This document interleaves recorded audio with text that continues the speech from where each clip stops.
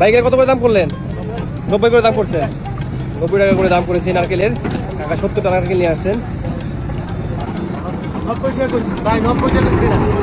90 টাকা বলছেন, দিচ্ছে না? 110 চাচ্ছে, 90 টাকা করে দাম হয়েছে অলরেডি। এগুলা নিয়ে কোথায় বিক্রি করবেন ভাই?